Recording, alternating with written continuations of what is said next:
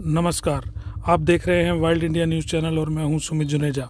अभी हम हैं जयपुर स्थित अरण्य भवन पर, जो कि वन विभाग का मुख्यालय है। और यहां पर आज उदयपुर संभाग से आए हुए वन संघर्ष समिति अधीनस्थ वन संघर्ष समिति के पदाधिकारी व जो सदस्य हैं वो अपनी 15 सूत्रीय मांगों को लेकर एकत्रित हुए हैं व यहाँ पर धरना दे रहे हैं। यह धरना पिछले कई दिनों से अपनी 15 सूत्रीय मांगों को मनाने के लिए चल रहा है। सरकार को रोज़ धरने के ज़रिए अपनी मांगें पूरी कराने के लिए उनको कहा जा रहा है। इसी के बारे में हम अभी यहाँ पर कवरेज कर रहे हैं। आप देख सकते हैं यहाँ पर काफ़ी संख्या में जो है लोग एकत्रित हुए हैं और जो इनकी मुख्य मांगे हैं, जैसे कि वन कर्मियों को समकक्ष पदों पुलिस, पटवारी, ग्राम सेवक के समान वेतन दिलवाया जाना, बीहड़ जंगलों में राजकार्य करने वाले वन कर्मियों को मैस भत्ता राशि जो है वो उसको दिलवाया जाना। इसी तरीके से अवैध शिकार, अतिक्रमण, खनन, कटान, जो हिंसक वन्य जीवों के रेस्क्यू करने वाले वन कर्मी हैं उनको जो है विशेष भत्ता दिलवाया जाना। इस तरीके की कुछ जो विशेष मांगे हैं वो इनकी 15 सूत्रीय मांगों में रखी गई हैं, जिनका ध्यान दिलाने के लिए, इन मांगों को जो ध्यान दिलाने के लिए सरकार को ध्यान दिलाने के लिए धरना दिया जा रहा है।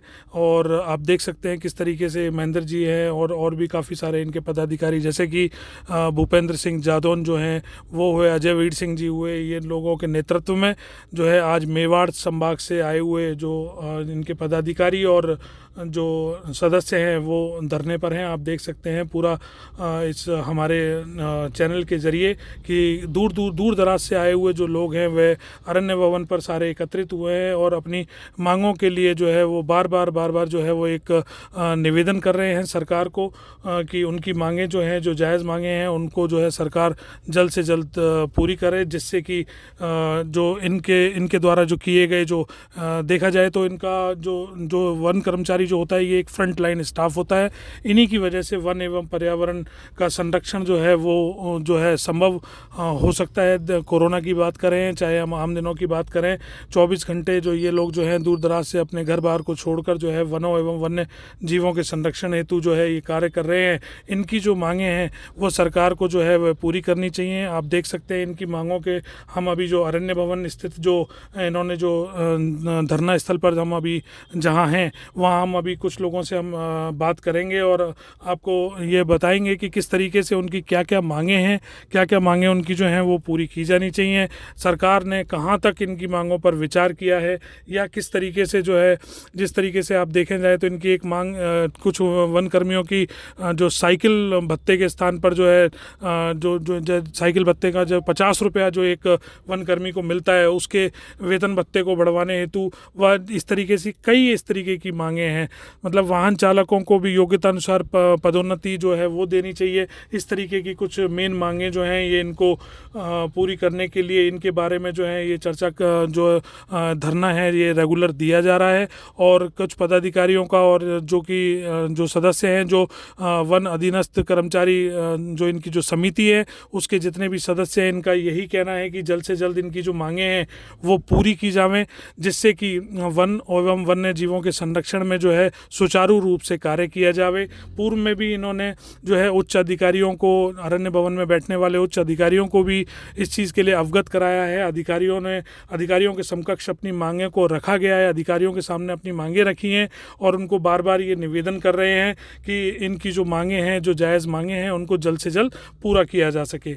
अब इसी के ऊपर जो है हम अभी आपको जो है इनके जो समकक्ष जो इनके जो पदाधिकारी हैं इनके पास हम ले चलते हैं। वहाँ पर हम कुछ लोगों से हम आपको चर्चा करेंगे और उनसे जानकारी लेंगे कि किस किस तरीके की इनकी जो मांगे हैं वो जो सरकार के सामने इन्होंने जो रखी हैं। जैसे कि कुछ इन्होंने संशोधित इनकी जो मांगे हैं, जैसे कि विभागीय अधिकारी कर्मचारियों को अभ्यारण्य नेशनल पार्क जो है, जो नेशनल पार्क है उसमें निःशुल्क जो है इनको जो है प्रवेश दिया जावे। इस तरीके से इन्होंने इनकी जो है टोटल जो है 14 से 15 जो मांगे हैं उनको लेकर इन लोगों ने जो है ये जो है काफ़ी टाइम से जो है इसके लिए ये संघर्ष कर रहे हैं। और जो इनकी जो वन अधीनस्थ कर्मचारी संघ के जो राजस्थान के जो जगह जगह से आए हुए जो पदाधिकारी हैं, जो इनके सदस्य हैं, वे रेगुलर क्या क्या इन्होंने रखा है, उन्होंने कहाँ तक इनके सहयोग करने की जो उम्मीद जताई है। नरेंद्र जी, आप थोड़ा सा बताएं। पहली बात तो मैं आप लोगों को बहुत बहुत धन्यवाद। तो आप अल्प वेतनभोगी कर्मचारियों की मांगों को लेकर इस तरीका से उठा रहे हैं। मेरा निवेदन है वन प्रशासन से, हमारे ऑफ साहब बड़ी मीठी चुपड़ी बात करते हैं, लेकिन हम उनको भी चेतावनी दे रहे हैं कि हम उनकी बातों में नहीं आने वाले हैं। हमारा एक जो जलवा चल रहा है इस तरह, आप देखिए मेवाड़ से आज इतने साथी जो लोग आए हैं यहाँ, इनमें बहुत भारी क्रांति भरी हुई है एक तरह से। और वन विभाग एक क्रांति की ओर जाने वाला है। अभी सबसे दूर जो साथी गुजरात बॉर्डर से आए हुए हैं, आप इनके हौसले देखिए, हौसले बुलंद है हमारे। हम किसी प्रकार का कोई मनोबल गिरा नहीं है और आंदोलन हमारा आर पार का होगा। आज हम आपके चैनल के माध्यम से निवेदन कर देते हैं, या तो हमारी इन मांगों को माना जाए, अन्यथा राजस्थान का प्रत्येक कर्मचारी कोने कोने में बिगुल बच जाएगा। हम जंगलों को छोड़ेंगे, हम वन्य जीवों को छोड़ेंगे और हम बाहर आ जाएंगे। तो हमारा ये आपसे निवेदन है, इस तरह से हमारा गांधीवादी तरीके से ये चल रहा है। हम वन प्रशासन से, राज्य सरकार से निवेदन करते हैं कि हमें उग्र नहीं किया जाए, हमें उग्र रूप नहीं दिया जाए। हमें गांधीवादी तरीके से ये आंदोलन चला रहे हैं, अन्यथा ये सारी जिम्मेदारी वन प्रशासन को होगी, जो हमारा वन कर्मी उग्र रूप धारण करके और मैदान में आ जाएगा। हर एक छोटा सा कर्मचारी एक वन में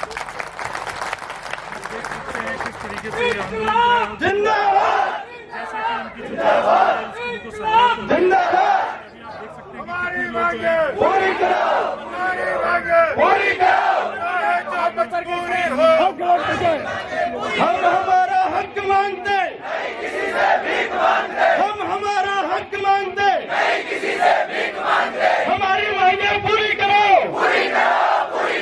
हमारी मांगे पूरी करो। उदयपुर संभाग से यहाँ पे जुड़ने के लिए आए हैं और जो आपकी जो मांगे हैं उनके बारे में बताएं। एक तो आप ये अपना परिचय दें कि कहाँ से आप आए हैं और क्यों इस धरने में क्यों शामिल हुए हैं, क्या क्या आपकी मांग है।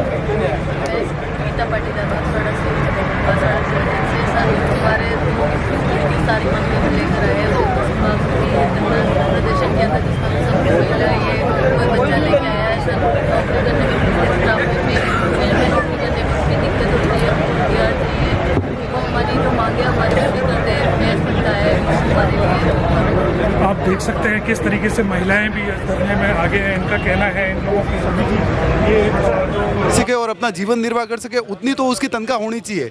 हमारी आज की डेट में जो तनख्वाह है वो तनख्वाह सब विभागों में सबसे कम है, जबकि आज से 20 साल पहले हमारी स्थिति ये नहीं थी।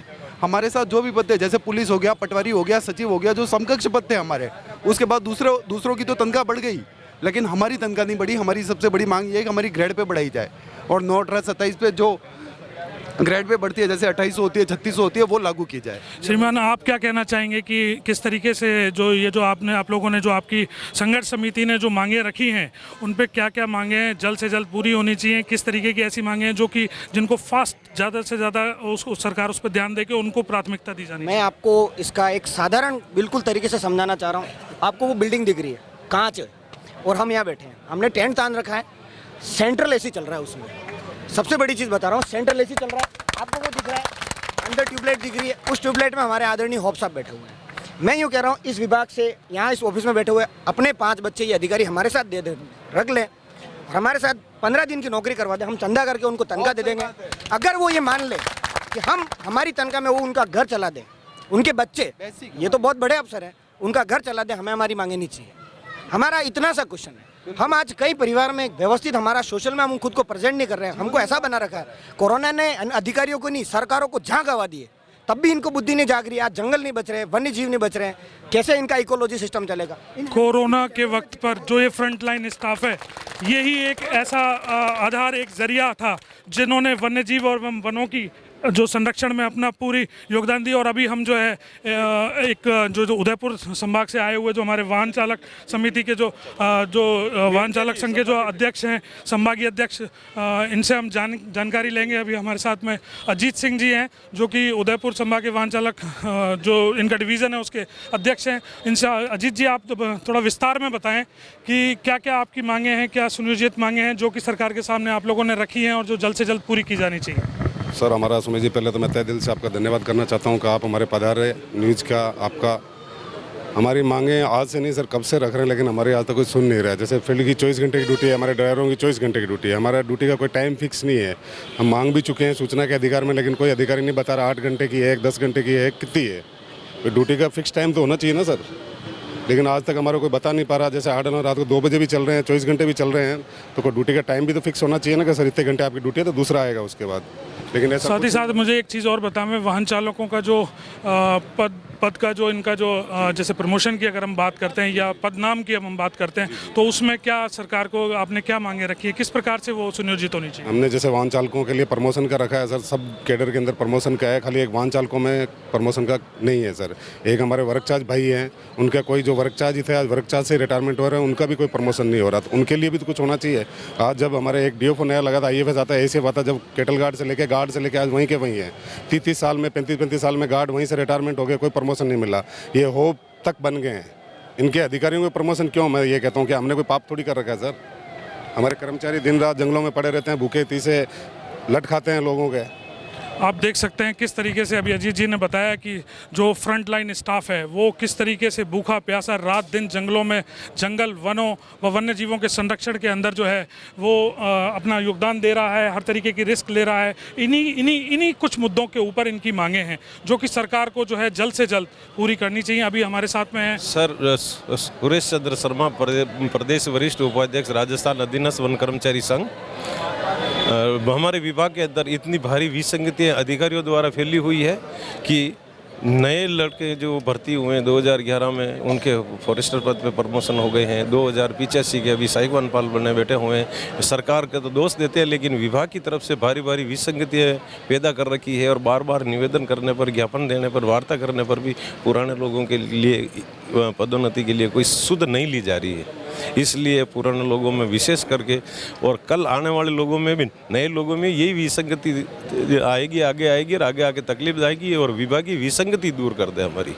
तो सर आप मुझे एक बात बताएं कि आप क्या जो आपके वन विभाग के जो मुखिया हैं डॉक्टर DN पांडे हॉफ साहब, क्या आपकी इनसे इस बारे में कोई मुलाकात हुई या आपके जो कर्मचारी संघ ने जो है किसी प्रकार के उनसे मिलकर क्या किसी तरीके की जानकारी दी कि जो कि मांगे जो हैं उनको जल्द से जल्द वो सरकार तक पहुँचावें और जिससे उनको पूरा किया जा सके? कर्मचारी संघ ने 50 बार ज्ञापन दिए। प्रदेशाध्यक्ष ने 9 सितंबर को अपने लेटर पैड पर लिख के दिया है कि कई वन मंडलों में 2011 के फॉरेस्टर बन गए, 85 के सहायक वनपाल बैठे हुए, किसी प्रकार की कार्यवाही परिलक्षित नहीं हुई। यहाँ तक कि न्यायालय, मैंने व्यक्तिगत न्यायालय हाई कोर्ट जोधपुर से 2005 में केस किया था और 2021 में फैसला हुआ था। इन्होंने अभी तक वो लागू करने की इनकी मंशा नहीं है और हमारे मानव अधिकार का हनन और हमारा मानव जीवन बर्बाद करने के लिए तुले हुए हैं।